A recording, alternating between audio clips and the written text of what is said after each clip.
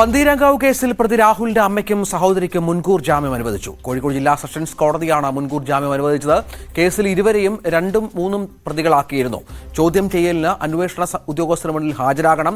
Arrest രേഖപ്പെടുത്തിയാൽ station ജാമ്യത്തിൽ തന്നെ വിട്ടയക്കണമെന്നും കോടതി നിർദ്ദേശിച്ചിട്ടുണ്ട്.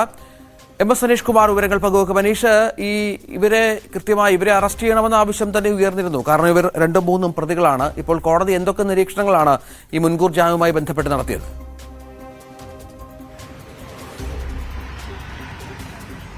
രാഹുലിന്റെ അമ്മ ഉഷാകുമാരി, സഹോദരി കാർത്തിക എന്നിവരാണ് മുൻകൂർ ജാമ്യം തേടി കോടതിയെ സമീപിച്ചത്. ഇക്കാര്യത്തിൽ വളരെ വിശദമായ വാദം കേൾക്കലും കോഴിക്കോട് സെഷൻസ് കോടതിയിൽ നടന്നു. പ്രധാനമായും ഈ അമ്മയും സഹോദരിയും മുന്നോട്ട് വെച്ച കാര്യം, ഈ ഗാർഹിക പീഡന കേസുമായി ബന്ധപ്പെട്ട ആദ്യത്തെ പരാതി പന്തീരാങ്കാവ് പോലീസ് സ്റ്റേഷനിൽ നൽകിയപ്പോൾ അന്ന് നൽകിയ മൊഴിയിലോ പരാതിയിലോ എന്നും ഇത്തരത്തിൽ തങ്ങൾ ഇവരെ ഈ സ്ത്രീധനത്തിന്റെ പേരിൽ പീഡിപ്പിച്ചിരുന്നുവെന്നോ അല്ലെങ്കിൽ മറ്റു മാനസികമായി ബുദ്ധിമുട്ട് ഏർപ്പെടുത്തിയെന്നോ പറഞ്ഞിരുന്നില്ല.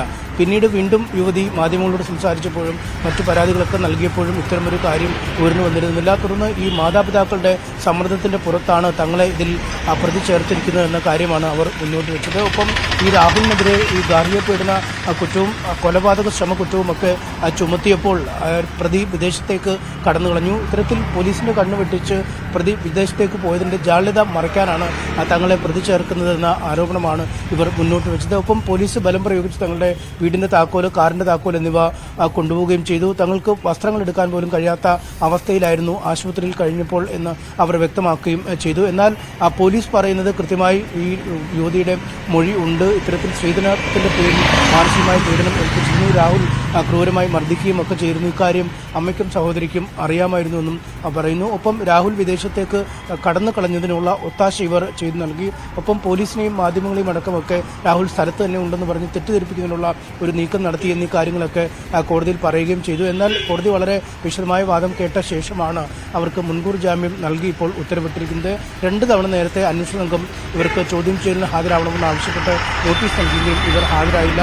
ആരോഗ്യ കാരണങ്ങൾ ചൂണ്ടിക്കാട്ടി ഒഴിവാകുകയായിരുന്നു. എന്തായാലും അന്വേഷണത്തോട് പൂർണ്ണമായി സഹകരിക്കണം, ഉദ്യോഗസ്ഥർക്ക് മുമ്പാകെ ചോദ്യം ചെയ്യലിന് ഹാജരാവണം എന്നും കോടതി പറഞ്ഞിരിക്കുന്നു. ഒപ്പം അറസ്റ്റ് ചെയ്താൽ സ്റ്റേഷൻ ജാമ്യത്തിൽ ഇവരെ വിട്ടയക്കണമെന്ന കാര്യവും പറഞ്ഞിരിക്കുന്നു. എന്തായാലും ഈ സഹോദരിയെ അമ്മയെ സംബന്ധിച്ചും വളരെ ആശ്വാസമുള്ള കാര്യമാണ്. അറസ്റ്റും റിമാൻഡും പോലുള്ള കാര്യങ്ങൾ ഒഴിവാക്കാൻ കഴിയുകയും ചെയ്യും. ഇതേ സമയത്ത് തന്നെയാണ് കേസിൽ മറ്റൊരു മുൻകൂർ ജാമ്യ ഹർജി കൂടി കോടതിയുടെ പരിഗണനയിലുണ്ട്. അത് പന്തീരാങ്കാവ് പോലീസ് സ്റ്റേഷനിലെ സിവിൽ പോലീസ് ഓഫീസറായ ശരത്ലാൽ നൽകിയ ഹർജിയാണ്.